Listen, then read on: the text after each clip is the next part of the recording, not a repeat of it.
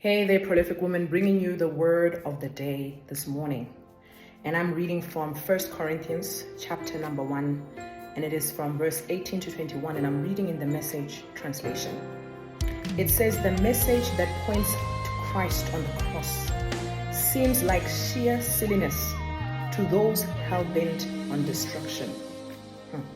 But for those on their way of salvation, it makes perfect sense. So I want to stop there firstly and talk about this.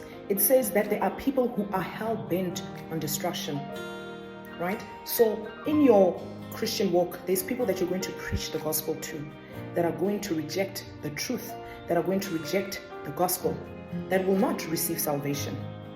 So you have that class of people. But that's not to say that you must stop to minister the gospel, right? He says this is the way God works. And most powerfully, as it turns out, it is written. It says, I'll turn conventional wisdom on its head. I'll expose so-called experts as shams. If you remember what happened during the great pandemic. So where can you find someone truly wise, truly educated, truly intelligent in this day and age? Hasn't God exposed it all as pretentious nonsense? Since the world, in all its fancy wisdom, never had a clue when it came to knowing God. God, in his wisdom, took delight in using what the world considered stupid. God took wisdom. He took delight in using what the world considers stupid. He says, preaching of all things.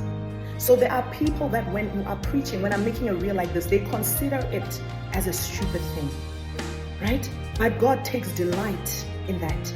He says to bring those who trust him into the way of salvation. And I want to speak to you this morning, if you have not given your life to Christ, that it is time to receive salvation. Jesus Christ is coming back soon. Don't be stuck in the wisdom of the world. The Bible tells us you must be born again.